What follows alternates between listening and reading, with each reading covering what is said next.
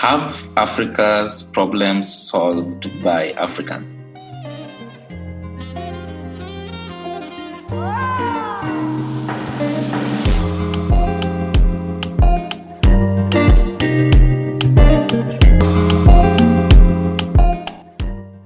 You've landed at the right place. Welcome to the Built in Africa podcast, where we connect trailblazers of the African diaspora through the unifying language of tech.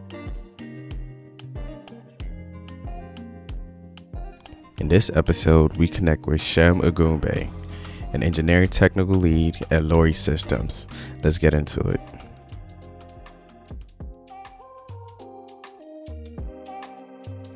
The logistics industry is the network of services that support the physical movements of goods within and across borders.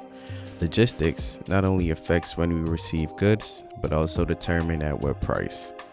I guess we could label it the unsung hero of economic growth. Listen as Shem shares his initial interest in Lori's system and the importance of logistics. Lori does something I really liked, in partially because it is in the logistics space and it's tailor-made to the African market.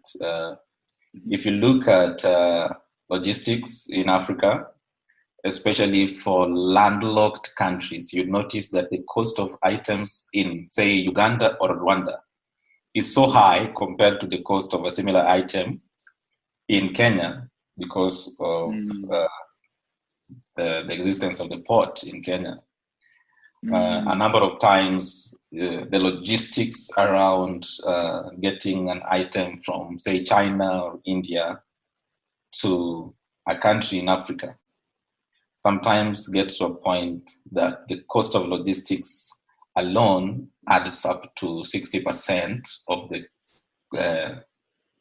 purchase price. That is exclusive of, the taxes like customs and stuff. So Lori's dream is to lower the cost of goods in Africa and frontier markets.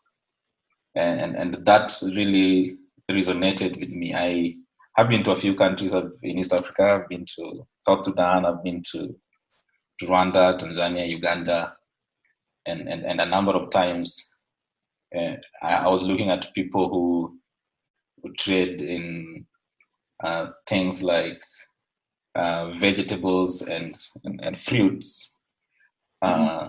Just imagining Rwanda produces more avocados than Kenya, but Kenya exports more avocados than Rwanda, and the market in Rwanda is not enough for the avocados, for instance. So it means they really, really can benefit a lot if the logistics and the cost of movement to the port is something that is readily available and quite straightforward. There's the possibility of being available, but full of very many processes that you even get confused to run the business just because of the several steps around logistics. So the dream really resonated with what I do. And that is why I saw it important to join Lori at the time.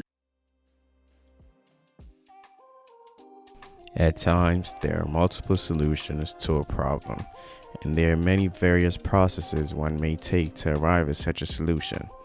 We asked Shem the approach that Lori takes when they think of problem solving. Listen as he gives us his answer and insight on the process. A number of times people build technology and they try to, in automation, build things that are not usable because they did not build for the user. The way Lori works, Lori is not just a technology company. We have technology, but we have a lot of people and processes that work with the technology to make Lori what it is. So in building what we have for all our applications, the focus is one on the current process. How do we do this? You notice a number of times, for instance, if it is on knowing where a truck is, without technology, the easiest thing to do is to call the driver and ask, where have you reached? and then he will tell you, and then you will update some spreadsheet or some document somewhere. So the process of getting what should be the requirement was basically mapping the existing manual processes to software solutions. Yeah. Lori came up with a structure in which we have product managers, and then we have product operations managers, which is a concept that most companies do not have. So the product operations managers, they are the people who interact with the day-to-day operation staff, the day-to-day transporters, cargo owners, drivers and stuff. And they understand their challenges. And what they do is just to report the problem. So they tell technology, this is our problem.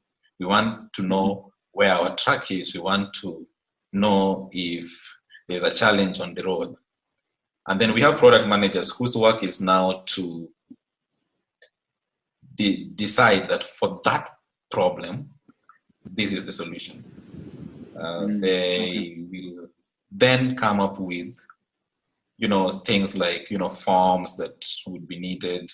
They would analyze the user and the user behavior to see if the user would, need something like an app, or would just have something like a WhatsApp bot built to capture the data he has.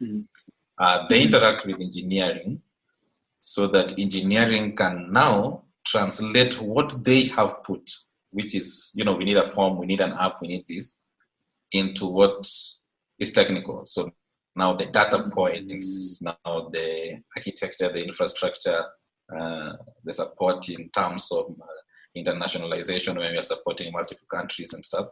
So the process is simply get what the users are using manually, map it into a technology process or an app, and then iterate on that and optimize on that to a point where users who are onboarded slowly, in as much as at some stage you might find the process might change, but it started from you are solving the user's current problem. So as the user's current problem gives you a software solution, you notice, even the user notices that now that he has a software solution, he can even do more and better things, and then iterating that. Many different characteristics are essential to forming a great team. And there are also many different characteristics which are essential to form a team which is able to build great products for its customers and users. Empathy being one of these characteristics. We spoke with Shem about the importance of empathy in the teams within Lori. I feel like empathy is the most important thing in software development, because you have to put yourself in the shoes of, one, your user. And if you are like a product manager or an engineer, put yourself in the shoes of your user. Understand their pain points. Imagine it was you experiencing this kind of pain points.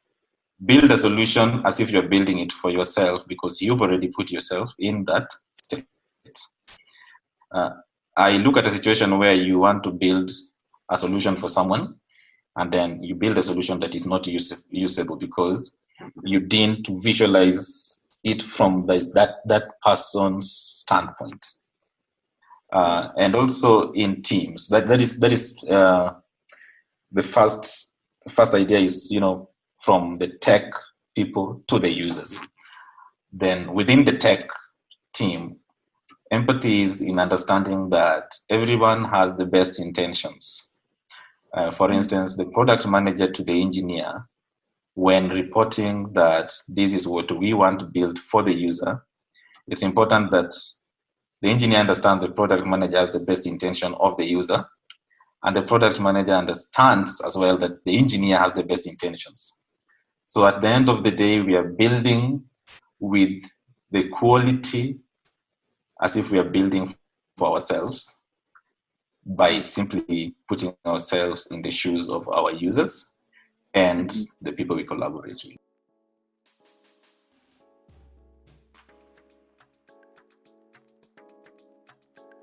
And that's it for this episode.